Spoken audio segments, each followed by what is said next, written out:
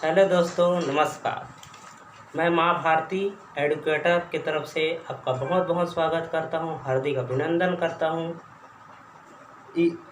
आज हम शुरुआत करेंगे कक्षा 10वीं की क्लास, कक्षा 10वीं गणित की। कक्षा 10वीं गणित।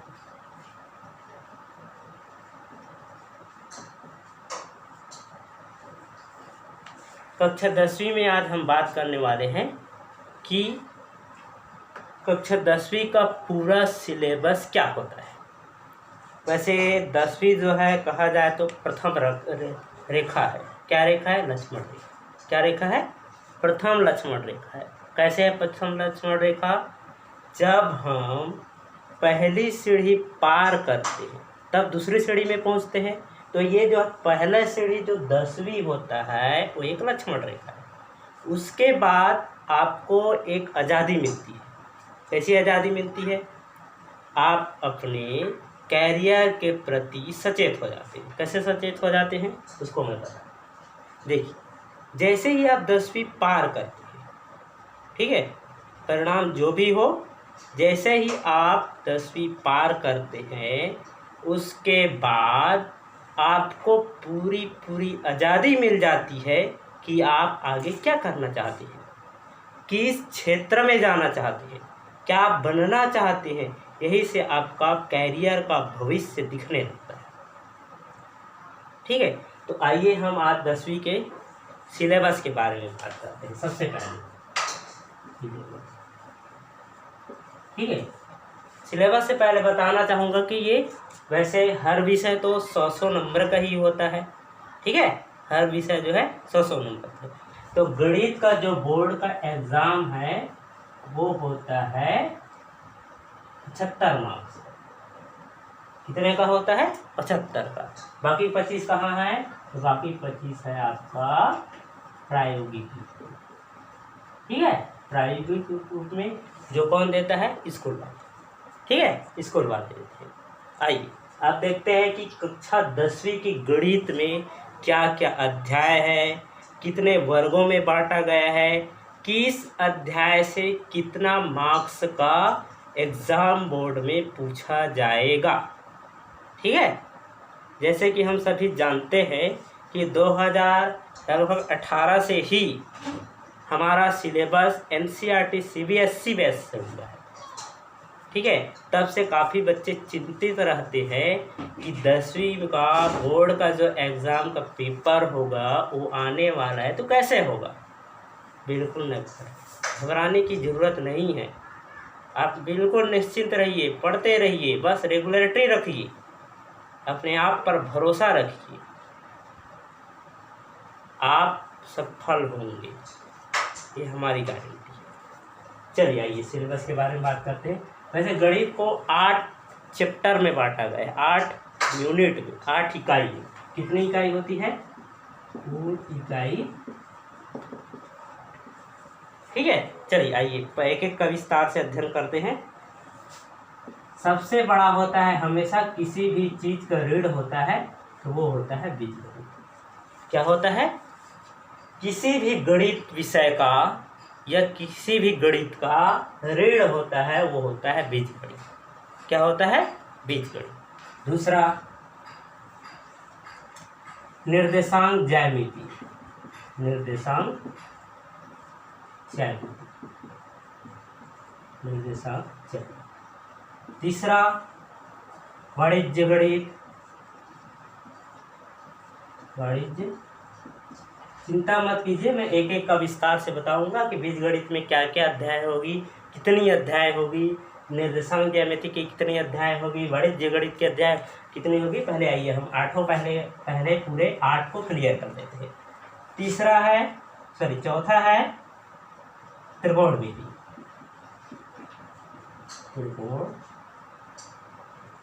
देखिए दोस्तों, 1 से 9वीं क्लास तक आप पढ़ते आ रहे हैं। इस 9वीं क्लास तक जो जो पढ़े हैं वही होगा, इसमें कोई नया चीज़ नहीं शामिल होगा। हाँ, 1-2 अध्याय हो सकता है नया। ठीक है, उसको हम बताते हैं कौन कौन सा अध्याय नया है, वो क्यों नया है और किस लिए नया है। हाँ, 5वीं अध्याय होगी ज्यामिति। 6वीं अध्याय होगी गणितीय कथनों का। ये गणितीय कथन नया नहीं है, ये आपका सब पढ़ा हुआ है।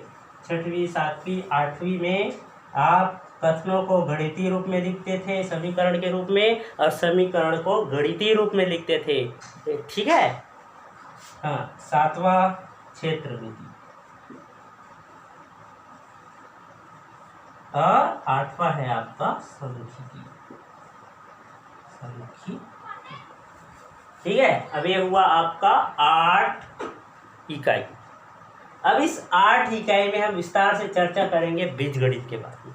तो बीजगणित जो है हमारा पहले अध्याय से लेकर 5वें अध्याय तक है। कितने अध्याय से?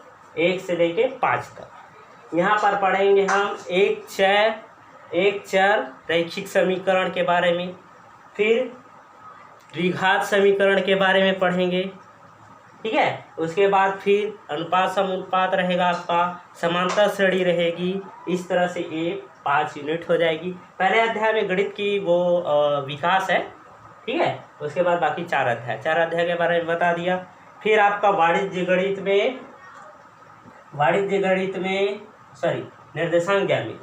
निर्देशांक ज्यामिति में 2 अध्याय है, 5 के बाद 6 और 7।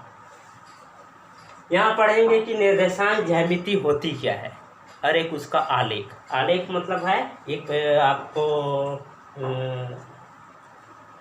पेपर दे दिया जाएगा जिसमें प्रैक्टिकल में बनाते हैं ना ग्राफ, जिसको ग्राफ पेपर बोलते हैं। उस ग्राफ पेपर में आपको आलेख करना होता है कि समीकरण दी गई रहती है, उसमें आपका x और y पॉइंट कहाँ होगी। ठीक है। वो चतुर्थांश के अनुसार होता है, आपको उससे विस्तार से इस अध्याय में पढ़ाएंगे। उसके बाद वाणिज्य गणित होता है केवल एक ही अध्याय, वो होता है 8। ठीक है। इसमें पढ़ेंगे वाणिज्य का मतलब होता है बैंक से रिलेटेड, बैंकिंग। ठीक है। तो इसमें 3-4 प्रकार के खाते होती है, सावधि खाता, जमा खाता और बचत खाता।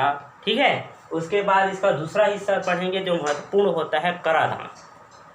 ठीक है। कराधान के पढ़ेंगे कैसे एक व्यक्ति का जो है इनकम होता है, उस इनकम से वो अलग अलग चीज़ों में वो जमा करता है, जैसे सामान्य भविष्य निधि है, LIC है, जीवन बीमा है। ठीक है। तो उसमें वो जमा करने के पश्चात उसको उसके इनकम के घटाने के बाद उसका जो इनकम बचता है उसमें वो अलग अलग टैक्सेस लागू होती है। देखेंगे कि 1,10,000 से कोई टैक्स नहीं देना पड़ता। उसके बाद लिमिटेशन कर देता है 10%, 20%, 30%। उसके बाद वहाँ शिक्षा उपकर निकालना पड़ता है। उसके बाद हमको पता चल जाता है कि उस व्यक्ति को अपने इनकम का कितना टैक्स देना पड़ेगा। त्रिकोणमिति को देखते हैं। त्रिकोणमिति में 2 अध्याय है, 9 और 10। 9 और 10 एक खुद त्रिकोणमिति 9 अध्याय हो गया। इसी के अंतर्गत 10वां है ऊंचाई और दूरी। क्या है? 10वां ऊंचाई और दूरी। चलिए ज्यामिति में चले जाते हैं। ज्यामिति में आपका 2 अध्याय 3 अध्याय है, 11, 12 और 13, 3 अध्याय है। यहाँ पर पढ़ेंगे कि ज्यामिति की समरूपता। ठीक है। समरूपता की वो कौन कौन से आकृति जो है समान रूप है उसका। उसके बाद वृत्त के बारे में पढ़ेंगे और वृत्त में स्पर्श रेखाएं पढ़ेंगे। उसके बाद तीसरा यूनिट में पढ़ेंगे उसका, ठीक है, ज्यामिति संरचनाएं कैसी बनती है। ज्यामिति का रचना करना है आपको। ठीक है। उसके बाद है गणितीय कथनों के, ये तो एक ही पार्ट है 14वां। ठीक है। 14वां से एक ही पार्ट है। और आगे चलते हैं क्षेत्रमिति में भी एक ही पार्ट है, केवल 15, जिसमें पढ़ेंगे क्षेत्रमिति के अंदर पृष्ठीय क्षेत्रफल क्या होता है, उसका आयतन क्या होता है। ठीक है। अलग अलग पृष्ठीय क्षेत्रफल रहेगा ज्यामिति के अंतर्गत ठोस। उसके बाद सांख्यिकी में भी एक ही अध्याय है 16, परंतु ये 2 खंडों में है। एक सांख्यिकी खुद होता है जिसमें हम निकालते हैं समांतर माध्य निकालते हैं, मध्यिका निकालते हैं, बहुलक निकालते हैं। ठीक है। ये तीनों चीज़ निकालते हैं उसमें। उसके बाद इसका एक और पार्ट होता है जिसको हम प्रायिकता बोलते हैं। प्रायिकता घटना घटित होने की संभावना ही एक प्रायिकता के अंतर्गत आता है। कोई भी घटना घटित होगी तो 2 चरणों में होगी। जैसे हम एक सिक्का उछालते हैं, सिक्का में उछालने के पश्चात हमको यह ज्ञात होता है ये तो चित आएगा, ये तो पट आएगा, ये तो टेल आएगा, या हेड आएगा। तो ये जो है प्रायिकता के अंतर्गत। ये तो आपका इकाई वर पूरे 10वीं के सिलेबस का विस्तार से चर्चा होगी। ठीक है, ये पूरा विस्तार से चर्चा। अब हम बोर्ड एग्जाम को देखते हुए उनमें आने वाले इकाई वर या अध्याय वर हम विस्तार से डिटेल करेंगे, विस्तार से अध्ययन करेंगे कि किस अध्याय से कितना मार्क्स का क्वेश्चन पूछा जाएगा। ठीक है, किस अध्याय से कितना मार्क्स का क्वेश्चन पूछा जाएगा। चलिए आइए उसी के बारे में अध्ययन करते हैं हम। आपको बता दें कि इस 75 मार्क्स में से 15 मार्क्स का जो सभी 16 अध्यायों से 3 चरणों में आएगा। एक नंबर का रहेगा, 15 नंबर का। पहली ऑब्जेक्टिव टाइप्स होंगे, सही विकल्प वाला, 4 ऑप्शन दिया जाएगा, उसमें से एक विकल्प आपका सही होगा। दूसरी खाली स्थान से संबंधित हो सकती है। तीसरी सही जोड़ी मिला। तो ये 5 नंबर का सही विकल्प रहता है, सही विकल्प। 5 नंबर का क्या रहता है, रिक्त स्थान की पूर्ति करो। ठीक है, रिक्त स्थान की पूर्ति। फिर अगला 5 नंबर का होता है सही जोड़ी मिलाओ। ठीक है, ये आपका 15 मार्क्स समझिए आपके झोली में है। झोली में कैसे है, यूँ समझ लीजिए कि ये जो 75 रुपये आप जमा कर रहे हैं उसका 15 रुपये आपको ब्याज मिलने वाली है। ब्याज कब मिलेगी, जब आप ये पढ़ाई करेंगे, ये पढ़ेंगे तभी आपको ब्याज प्राप्त हो सकता है। अदरवाइज अगर किसी अध्याय पर कमज़ोर होगा, किसी अध्याय में आप कमज़ोर होंगे तो आपका कुछ रुपये ब्याज यहाँ से कट जाएगा। ठीक है, इसलिए आप ध्यानपूर्वक सभी अध्याय को पढ़ेंगे। अब आते हैं टोटल कितना मार्क्स का बचा, 60 नंबर का। ठीक, 60 नंबर को कितने भागों में विभाजित किया गया है, कितने भाग में है भाई, 5 भाग में। कितने भाग में, 5 भाग में। अब 5 भाग में आपका, हाँ पहले से बता देता हूँ कि टोटल प्रश्न कितना रहता है। टोटल प्रश्न 18 रहता है, ज़्यादा नहीं रहता। टोटल कितना प्रश्न रहता है, प्रश्नों की संख्या कितनी होती है, 18। ठीक है, 18। 2 नंबर का आएंगे, 1 नंबर का तो हो गया, 2 नंबर का आएंगे, फिर 3 नंबर का, फिर 4 नंबर का, फिर 5 नंबर का, फिर 6 नंबर का। ठीक है, चलिए प्रश्न संख्या 2 से 6 तक, 2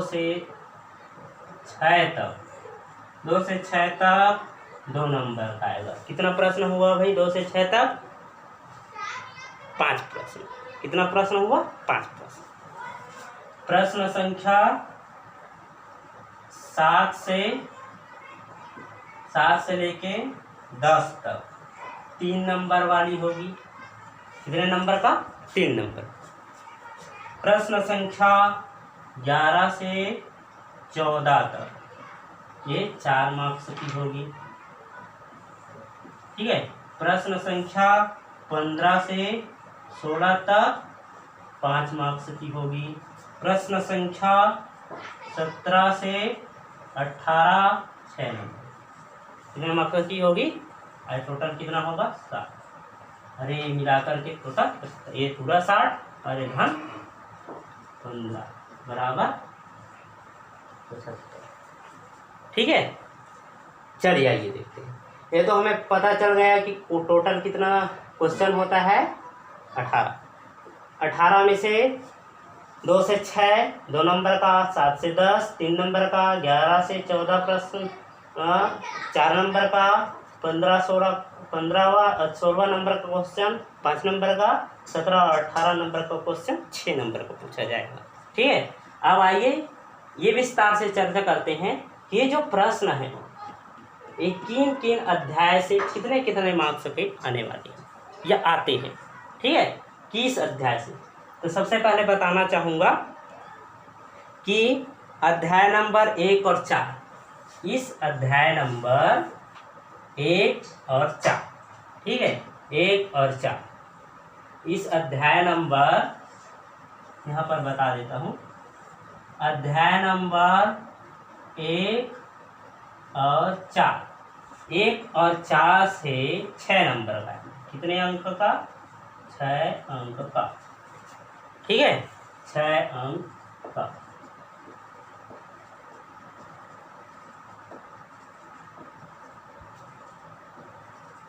कितने अंक का, अध्याय नंबर 1 और 6 इसका, ठीक है। तो बताता हूँ मैं आपको एक अध्याय से किस अध्याय से प्रश्न पूछी जाती है।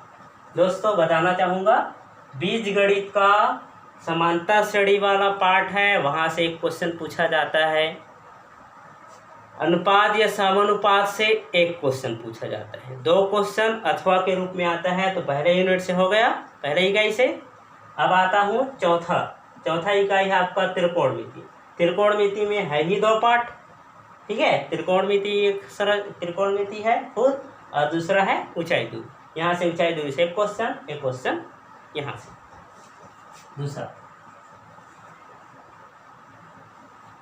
अध्याय नंबर इकाई नंबर 3 और 5, यहाँ से पूछा जाता है 5 अंक का, यहाँ से पूछा जाता है 5 अंक का।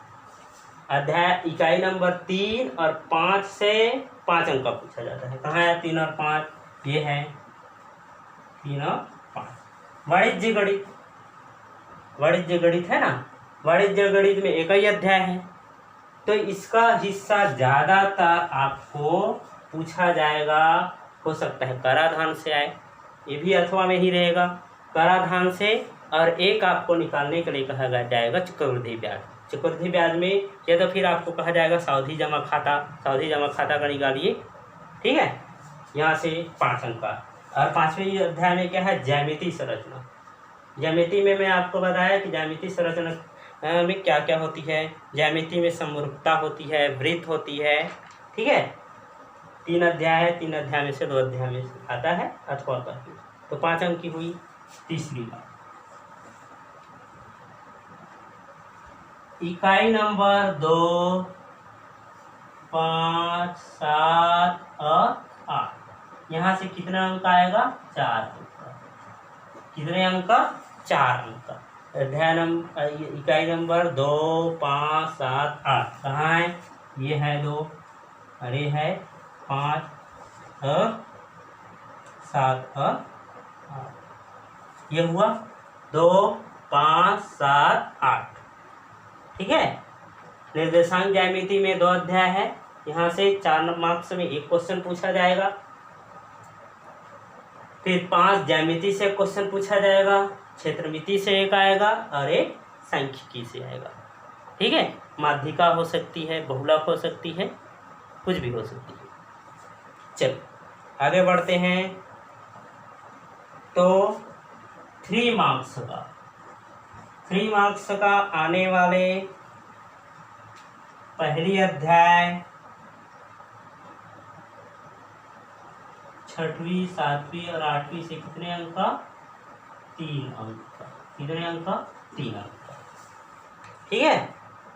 पहले अध्याय से 2 प्रश्न पूछा जाता है। तो प्रश्नों की संख्या कितनी हुई, 2, 1, 3, 4, 5। कहाँ है पहला अध्याय, ये है बीजगणित आपका। बीजगणित में पहला दूसरे पार्ट से अक्सर पूछा जाता है 3 मार्क्स के लिए। 6वां अध्याय आपका क्या है, गणितीय कथनों की जांच, ठीक है। गणितीय कथनों की जांच, हिसाब, क्षेत्रमिति और सांख्यिकी। फिर 3 अंक के बाद 2-2 अंक वाला हुआ। 2-2 अंक किस अध्याय से, पहले ही अध्याय से आता है। फिर 2 अध्याय, 4 अध्याय और 8 अध्याय, यहाँ से पूछा जाता है कितने अंक का, 2-2 अंक का। कितने अंक का, यहाँ भी पहले अध्याय से 2 प्रश्न होंगे। कितने प्रश्न होंगे, 2, 2, 1, 3, 4, 5 प्रश्न होंगे, 2-2 अंक का, ठीक है। तो इस तरह से आपका इकाई वार बोर्ड के एग्ज़ाम में पूछे जाने वाले प्रश्नों की संख्या तथा कितने अंक। दोस्तों, आपसे एक छोटा सा रिक्वेस्ट है। रिक्वेस्ट ये है कि जैसे कि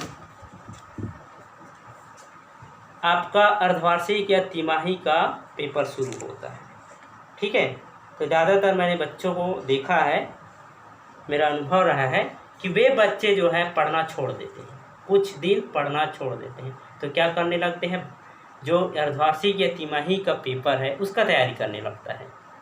बिल्कुल ऐसा मत कीजिए। आप अपनी निरंतरता को बनाए रखिए, आप अपनी निरंतरता को बनाए रखिए।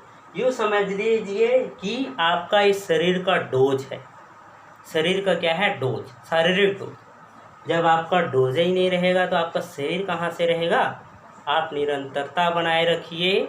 जब आप निरंतर नहीं बनाएंगे तो कड़ियाँ टूट जाएगी, भूलने की स्थिति आ जाएगी, और एक समय ऐसा आएगा कि आपको लगेगा कि मैंने पढ़ा है कि नहीं पढ़ा है, पढ़ा है तो क्या पढ़ा है, क्या लिखूँगा, क्या देखूँगा, समझ में नहीं आ रहा है, क्या करूँ, आदि आदि। अब आपके मन में प्रश्न उठेंगे। ऐसा मत कीजिए, बिल्कुल मत कीजिए।